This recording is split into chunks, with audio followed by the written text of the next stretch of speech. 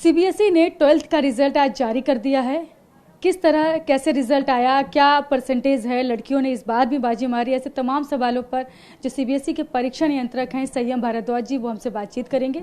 Sir, आप सबसे पहले स्टूडेंट्स को बहुत सारी बधाइयाँ, और आप लोगों ने इतना मतलब कहेंगे कि इतना समय से, हालांकि इस बार काफ़ी लेट है रिजल्ट, तो स्टूडेंट्स को दिक्कत हो रही थी, लेकिन अचानक से रिजल्ट जारी कर दिया आज, तो इसके पीछे की क्या वजह लगती है, क्या कारण?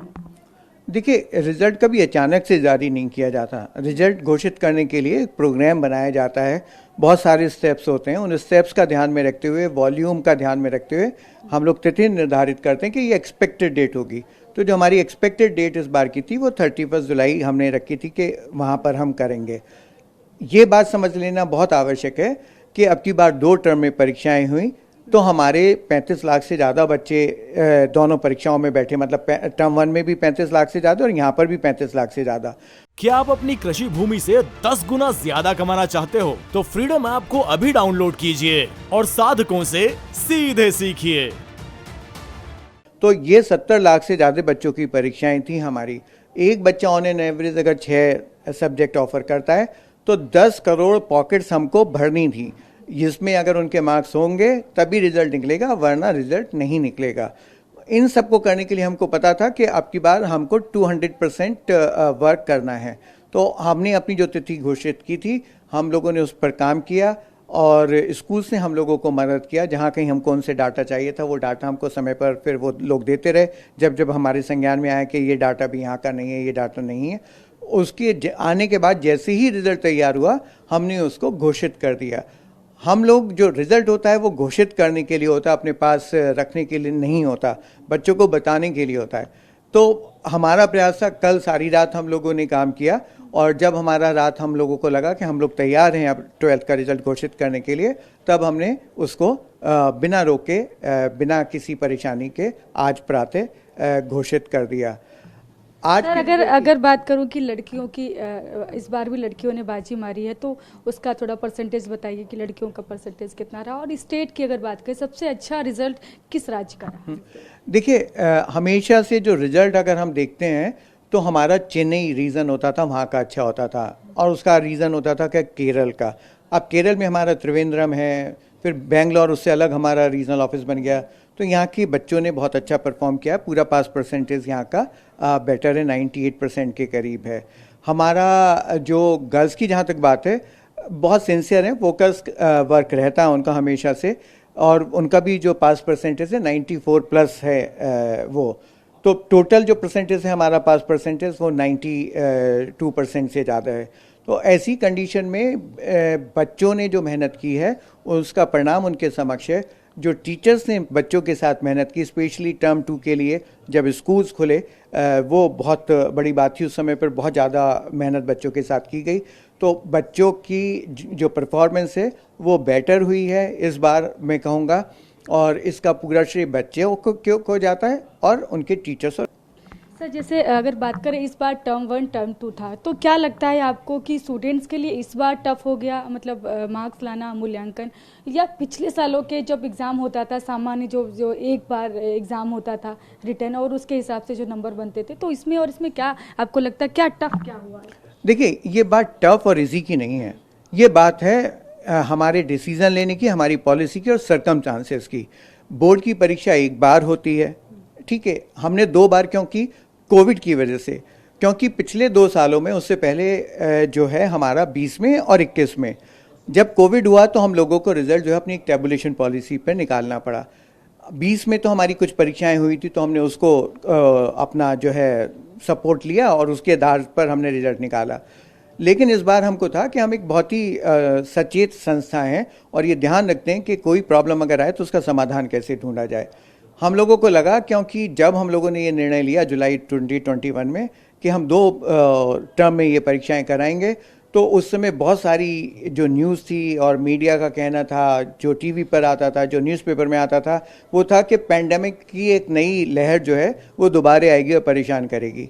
हम कभी नहीं चाहते थे कि कोई भी रिजल्ट अब की बार किसी एक ऐसे अधिभार पर बने जो कि पूर्ण रूप से सत्यापित ना हो। तो इसलिए हम लोगों ने कहा कि हम टर्म 1 और टर्म 2 में 2 बार परीक्षाएं कराएंगे, अगर कहीं कुछ होगा तो उसको एकोमोडेट कर लेंगे, एक टर्म की तुम्हारे पास जो है वो परफॉर्मेंस बच्चों की होगी। अब जहाँ तक बात इवैल्यूएशन की आती है तो ये मानना बिल्कुल सच है कि टर्म 1 जब हुआ तो उस समय पेंडेमिक काफ़ी था, बहुत सारे स्टेट में लॉकडाउन था, क्वारंटाइन चल रहा था बच्चों का, बहुत सारे बच्चे जो हैं वो अपने घरों से बाहर आने में दिक्कत थी उनको। चेन्नई और आंध्र प्रदेश में बाढ़ उस समय पर आई थी। टर्म 2 में भी अगर हम कहें तो ये बारिश का सीजन था, हमको पता था, तो हम लोगों ने विशेष रूप से ये प्रयास भी किए थे कि जो भी कहीं कोई प्रॉब्लम है उसको हम अपनी तरफ से एड्रेस करें। जैसे टर्म 1 टर्म 2 में हमने कोविड के लिए देखा कि कोई दिक्कत ना हो बच्चों को। उसके बाद हम लोगों ने टर्म 2 की अगर बात करें, हमको पता था कि बारिश होगी, तो हमने ये प्रयास किया कि जो हमारी कॉपीज़ हैं, आंसर बुक्स हैं, जब एग्जामिनेशन सेंटर से वापस आएँ तो वो जो हैं वो बिल्कुल इस तरीके से आएँ कि कहीं पानी से ख़राब ना हो। तो इन सब चीज़ों पर ऐसी ही गर्मी की वजह से हम लोगों ने कहा कि नहीं, बच्चों को टर्म 2 में हम अपना जो वाटर है वो सप्लाई करते हैं। हम लोगों ने स्कूल को कहा कि आप पर डे पर बच्चा पानी के लिए पैसे दिए कि आप लोग इसको बच्चे को पानी प्रोवाइड कराएं, ऐसा ना हो कि वो परेशान हो। तो बहुत सारी समस्याओं का हमारे सामने थी और उन सभी समस्याओं का समाधान हमने समय से पहले निर्णय लिए और उनको किया, और आज हम इस स्थिति में खड़े हैं कि जहाँ पर कि हम इन सभी चैलेंजेस को पार कर कर दोनों टर्म की परीक्षाओं का मूल्यांकन कर कर अपने रिजल्ट को घोषित कर पाए हैं। सर, जो स्टूडेंट्स दोनों ही एग्ज़ाम में जो नहीं शामिल हो पाए हैं, ना टर्म 1 में ना टर्म 2 में, तो उनके लिए क्या है? देखिए, जो बच्चा टर्म 1 में और टर्म 2 में अपेयर नहीं हुआ उसका हमारे पास कहीं कोई ऐसा डाटा नहीं है कि जिस पर उसकी परफॉर्मेंस को कैलकुलेट किया जा सके। तो ऐसे बच्चे अभी तक के हिसाब से हमारा जो है उनका वो दोनों में एब्सेंट होंगे, और एब्सेंट होने के बाद जो हमारी पॉलिसी है उसके आधार पर वो नेक्स्ट ईयर मेन एग्जामिनेशन में अपने सभी सब्जेक्ट में प्राइवेट कैंडिडेट के रूप में बैठेंगे। लेकिन अगर कोई बच्चा टर्म 1 में बैठा, टर्म 2 में नहीं बैठा, टर्म 2 में बैठा, टर्म 1 में नहीं बैठा, कोविड की वजह से नहीं बैठा, या कहीं हमारी एक पॉलिसी है स्पोर्ट्स की तो उसकी वजह से नहीं बैठा, या कोई बहुत सीरियस लील है जो एक्स्ट्राऑर्डिनरी है जहाँ पर एक डॉक्टर्स का कहना है और सारी चीज़ें हमारे पास समय से पहुँचा दी गई हैं, क्योंकि हमारे नियम है कि जब परीक्षा होगी उससे पहले आपको बताना पड़ेगा, ऐसा ना हो कि रिजल्ट से 2 दिन पहले आप आएँ और हमको बताएं। तो अगर कहीं ऐसे बच्चे हैं तो हमने पॉलिसी के तहत उनका रिजल्ट सबका घोषित किया। बहुत कम बच्चे होंगे ऐसा होगा, क्योंकि कंपार्टमेंट में भी मेरा मानना है 62,000 के करीब बच्चे हैं, जो कि बहुत ही कम है। लगभग 15 लाख 14.5 लाख बच्चे जो हमारे 12th में बैठे हैं, उसके हिसाब से अगर देखा जाए तो ये एक सब्जेक्ट में बहुत ही कम नंबरों से रहने वाले बच्चे हैं, और जो कि अब कंपार्टमेंट परीक्षा जो हमारी होगी अगस्त में, उसमें बैठकर उसमें भी क्लियर कर लेंगे। हमारा वैसे भी प्रयास ये था कि बच्चों को पढ़ाई करने का मौका मिले और वो कम से कम पास होकर आगे जाएं यहाँ से, क्योंकि जो साइकोलॉजिकल प्रेशर बच्चों के ऊपर इस बार का है वो बहुत ही ज़्यादा जो है असमंजस की स्थिति उनके साथ रखे हुए है। सर, एक चीज़ और कि ये जो बच्चे मतलब जिन लोगों ने कैलकुलेशन जो आपने इस बार किया है कि कितना परसेंटेज किसका लिया गया है और किस तरह से रिजल्ट बनाया गया है, ये सवाल बहुत इंपॉर्टेंट है, हर स्टूडेंट फ़ोन करके पूछ रहा है, तो ज़रा ये क्लियर कर दीजिए। देखिए, जैसे ही परीक्षा जो है हमारी टर्म 1 की ख़त्म हुई, हमारे पास बहुत सारे स्कूल से जो है सूचनाएं आईं कि टर्म 1 की परीक्षा, क्योंकि ऑब्जेक्टिव टाइप परीक्षा है, बच्चे इसमें के लिए तैयार नहीं हो पाए, हम लोग उनकी तैयारी नहीं करा पाए हैं, और जो वहाँ इवैल्यूएशन सिस्टम है वो बाइनरी है। मतलब बाइनरी का मतलब है या तो 0 मिलेगा या उसको 1 मिलेगा, जो फुल मार्क्स मिलेंगे, या 0 मिलेगा। तो ऐसे में बच्चों की परफॉर्मेंस का ख़राब हो जाना बड़ा लाजमी सा है। ये परीक्षा जो हमने आयोजित कराई थी इसलिए कराई थी कि कोविड प्रोटोकॉल्स को ध्यान में रखते हुए हम बच्चों का कोई डाटा जरूर ले लें अपने पास। तो हम लोगों ने जब देखा तो एक कंसल्टेटिव मीट हुई, सारे स्कूल से हम लोगों ने पूछा, सारे स्कूल्स के हमारे पास जो है बहुत बड़े संख्या में लोगों के व्यूज़ आए कि टर्म 1 की परीक्षा को कम वेटेज दीजिए, टर्म 2 की परीक्षा को ज़्यादा वेटेज दीजिए।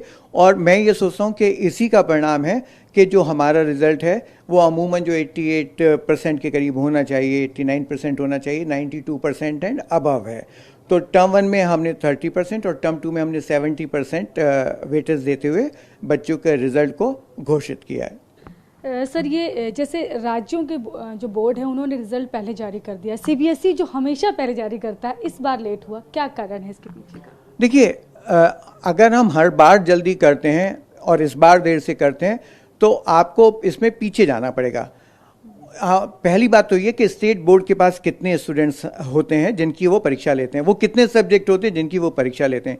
सीबीएसई ने 12th क्लास में 114 और 10th में 74 सब्जेक्ट की परीक्षाएं ली हैं। हमारे जो हैं 22 लाख से ज़्यादा बच्चे क्लास 10th में हैं और 14 लाख से ज़्यादा बच्चे हमारे क्लास 12th में हैं। दूसरी बात ये कि हम लोगों ने अपनी टर्म 1 की परीक्षा कराई, उसके बाद उसका इवैल्यूएशन किया, उसके बाद हमने उसको परफॉर्मेंस को कम्युनिकेट किया और फिर बच्चों को पढ़ने के लिए समय दिया। अगर ये बहुत ज़रूरी था कि हम बच्चों को पढ़ने के लिए समय उपलब्ध कराएं, नहीं तो उनकी परफॉर्मेंस खराब होगी।